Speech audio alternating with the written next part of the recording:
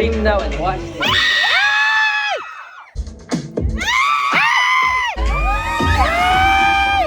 Magaling siya. Minsan nagtataka talaga ako bakit kaibigan.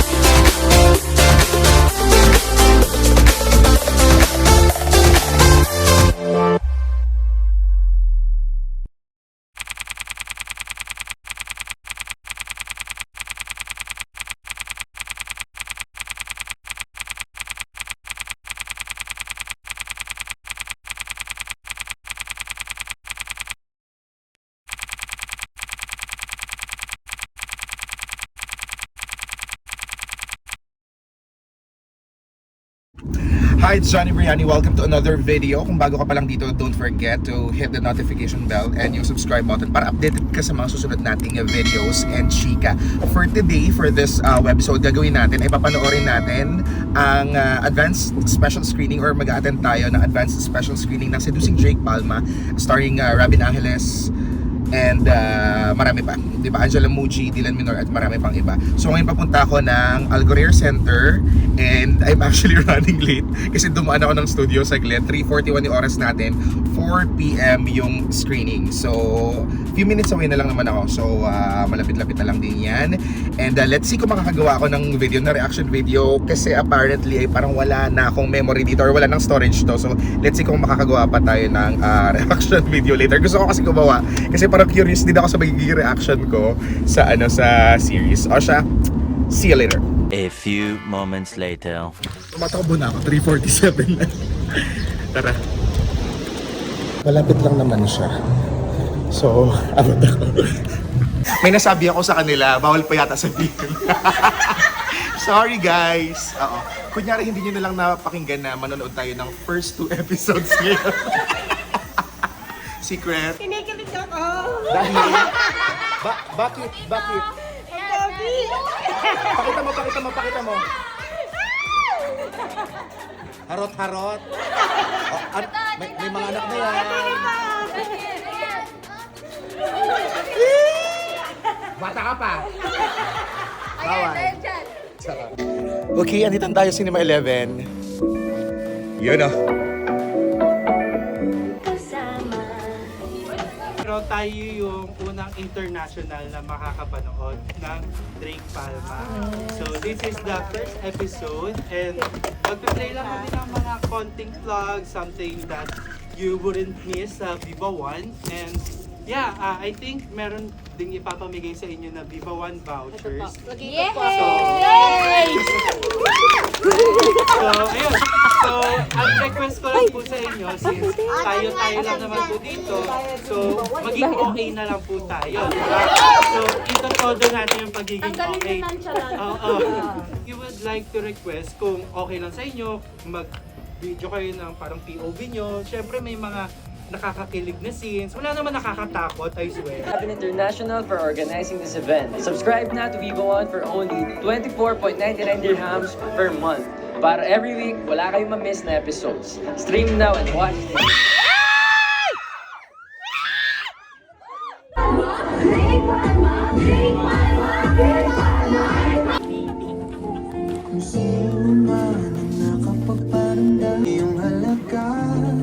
Pwede ako may cake. Hindi basta lang ang iyong halaga. Pwede ako may cake. Para ganyan ka. Ano?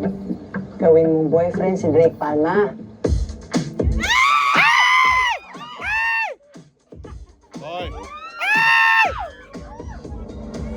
Bukan niya sa huli. Oo na, Shin. Oo na. Sige na, una na ako. May mission pa kasi ako. Dahil sa isa dyan. Love you, Alice. Bye! Oh, hindi ako matalino sa academics.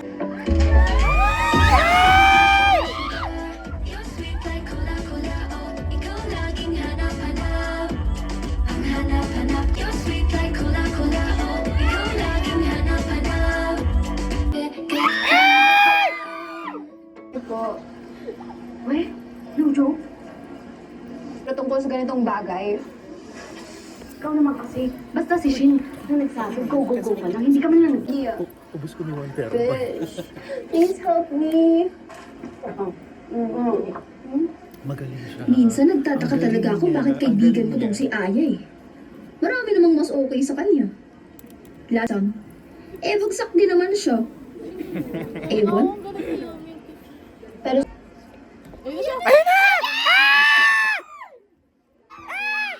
Oy!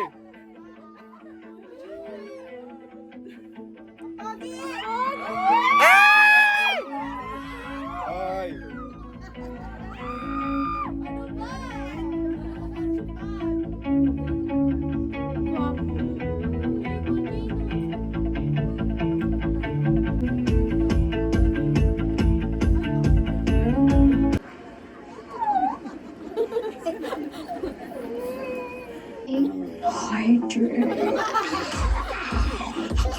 Nakikita ang report card niyan eh. Alice, kariga-regalo ba ang grades mo? We're done. naging boyfriends today. Napakadaling kausap.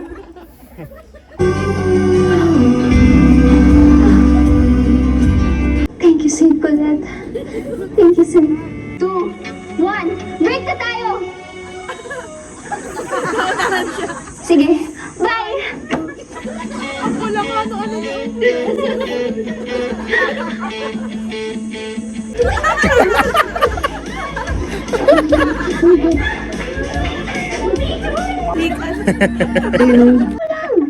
Ay mo lang. Ay, hirap pag ganyan itsura mo. Miss Perez, I really don't know what I can do with you anymore. Same, Mom.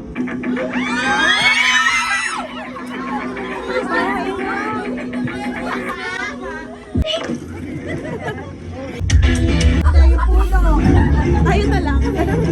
Oh, ako si Alice. Alice the Real Perez. Soon to be Palma. Hello po. Asa ka? Ang pangit mo.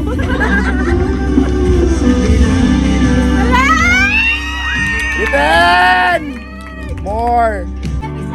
Next!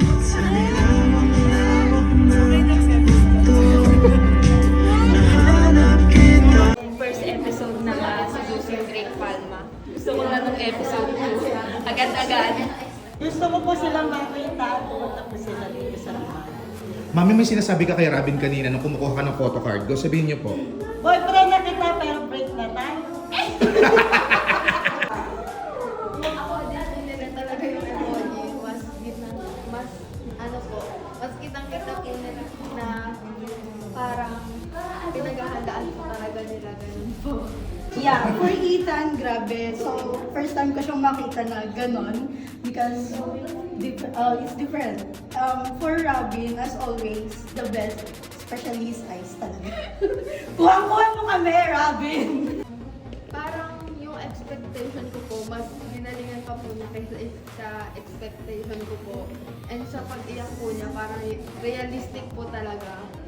Para kay Robin naman po, alam po, sobrang pogi pa rin po niya. Actually, very natural sila lahat. Especially Robin, yung napaka-expressive niyang mata. Tapos yung character ni Aya, ni Yumi, tapos ni Alice, na si Angela Muti, grabe. Siya talaga yung na-imagine ko na maging character ni Alice Perez. Binabasa ko pa lang yung si May bias record din pala ako sa girls. Si Angela. Sobrang ganda. Apakaganda. Super ganda. Ikaw. Oo, si Angela din, kasi chinita. Si Angela din.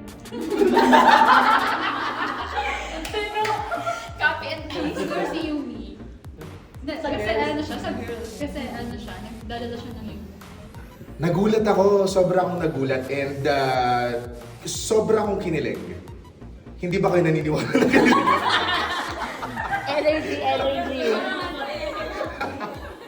Hindi, kasi natutuwa ako nung nakita ko kasi na si Direk Crisanto Aquino yung gagawa nito. Nagustuhan ko kasi dati yung project. So, saktong-sakto, tama yung timpla ng mga eksena. Sobrang ganda ng cinematography, ng pagkakatahe, yung pacing, sobrang perfect, acting, sobrang stellar. At grabe yung, ang ganda nung ensemble, sobra akong nagulat. And sabi ko nga kanina, grabe din perfect kay Angela kasi parang wala akong ma-imagine din na parang ibang kayang gumawa ng ginagawa, nung ginawa niya as Alice portrayal niya. Of course, si Robin, ibang klase yung naibigay niya din dito. 'Di ba, nonchalant king, sabi nga nung marami. And na-surprise din ako sa sobrang daming cast na sabi ko parang ang perfect nung nung pagkakapili sa kanila kay Ethan. Oh my gosh, ang galing ni Ethan, sobrang galing ni Ethan. Si Yumi naman, tuwa ako sa kanya. And nagulat din ako kasi hindi ko nasubaybay ni dati niyang nagawa.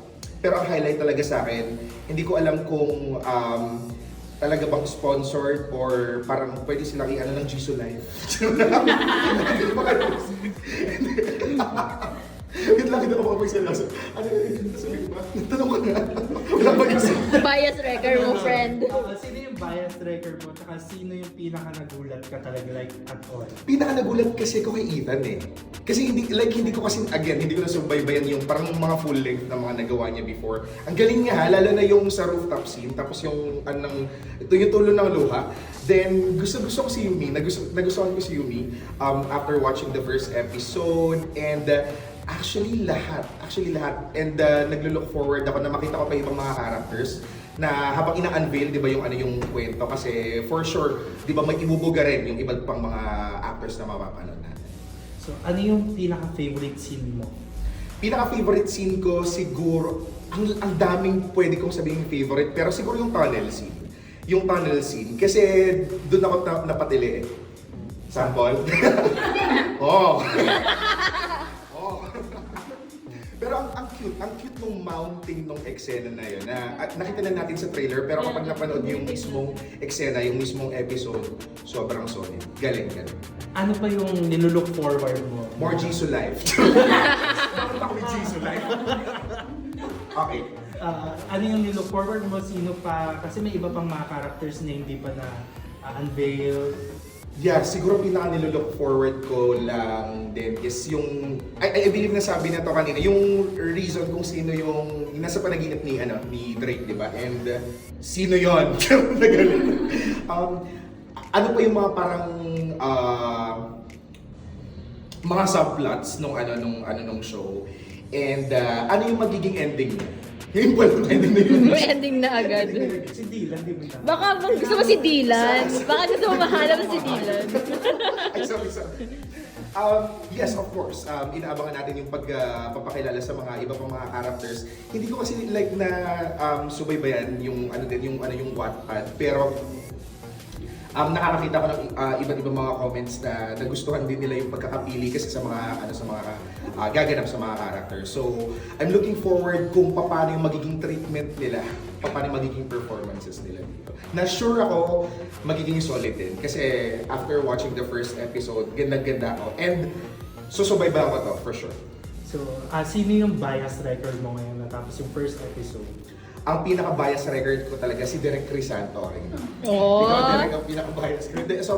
Sobrang in-idolize ko siya kasi ganda-ganda talaga ako sa pagkakagawa niya, pagkakatahilahin niya ng mga eksena. And yung mounting talaga yung shots, lahat na. So, siya talaga pinaka-bias ko. So, isa na lang, sabihin mo na lang, SDP sa DXB. SDP sa DXB.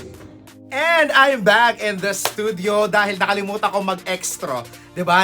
Dahil sa sobrang hype ng show ng pilot, nakalimutan ko may video pala ako. May video pala akong ginagawa. So, wrap up ko na lang ng konti. Natuwa ako. Sobrang akong natuwa sa show. And hindi ko namalayan na, kasi ang running time niya ng mga nasa 40 minutes, 'di ba? Hindi ko namalayan na lumipas yung 40-something minutes. And magandang indicator siya ng isang magandang show, yung hindi mo mapapansin yung oras kasi naaaliw ka. 'Di ba? And yung episode 1 ng Seducing Drake Palma, nagawa niya yon sa akin. And for sure, nagawa niya rin sa iba't ibang mga viewers at the same time. So, sobra akong tuwang-tuwa sa pilot episode niya. And naganda na ako sa storytelling. Sabi ko naman, fan ako ni Direk Crisanto, 'di ba? Ang flawless nung storytelling.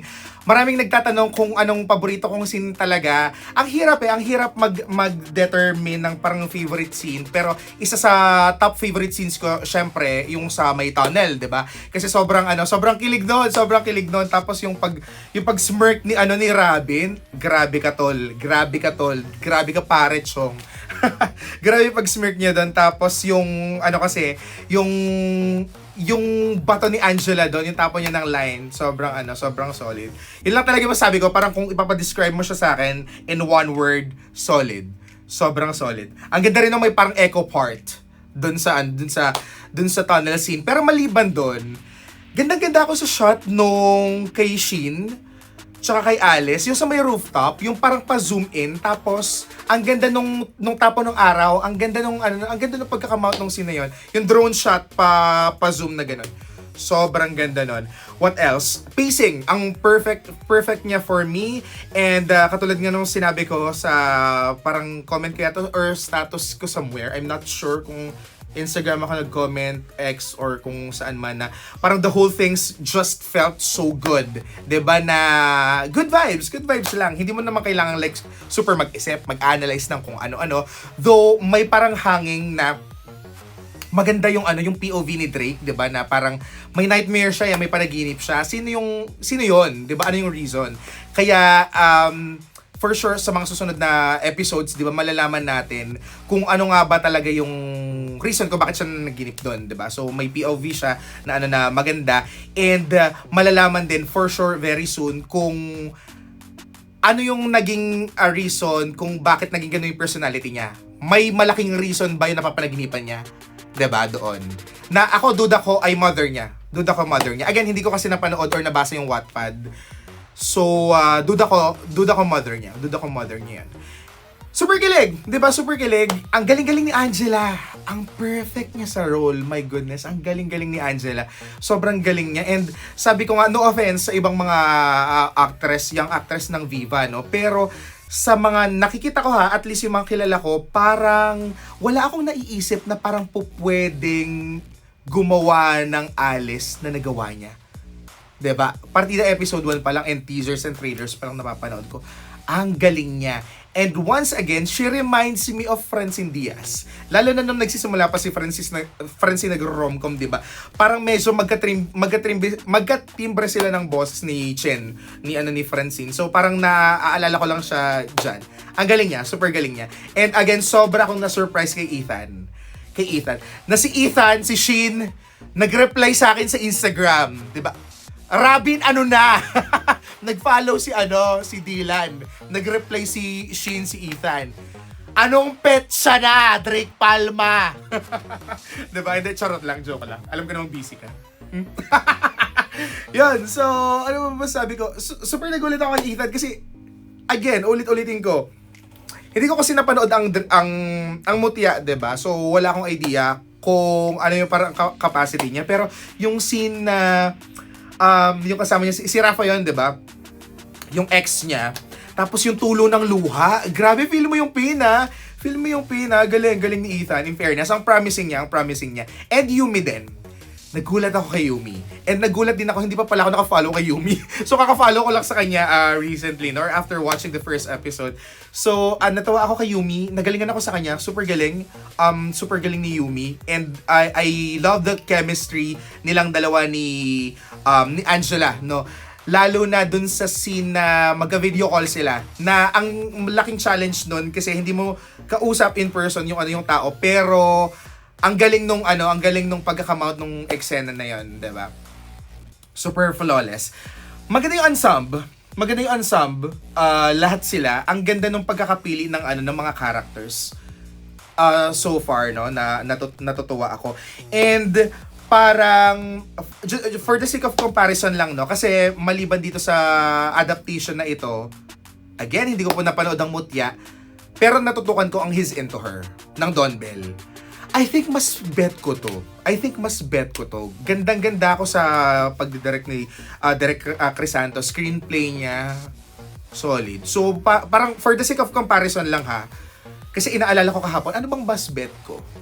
Yung napanood kong HIH or ito so far. So, judging sa dalawang pilot episodes, mas bet ko tong seducing Drake Palma, in fairness. At kahapon pa ako nag-iisip ng parang nitpick ko, na parang, ano bang parang nega kong masasabi kung meron man. Kasi, for the sake of fairness, di ba, para maging fair, I usually nagsasabi ko na parang nitpick na para pwede pa ma-improve, ganyan.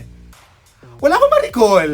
Surprisingly, wala akong ma-recall kasi siguro parang sobra ako nag-enjoy sa panonood ng episode 1.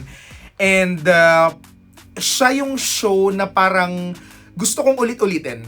Mamaya, ulitin ko ulit yung episode 1 after ng work ko ngayon. Papanoorin ko ulit siya bago ako matulog. Kasi gusto ko mag-good vibes lang. Gusto kong kuligin. So, papanoorin ko siya. Wala ko so far parang manitpick pa. Siguro kung ano lang, yung parang brand placement. Smooth naman eh. Hindi halata. Kung sponsor to ng Jisoo Life parang, ano naman, very smooth naman. Tsaka meron pang brand eh.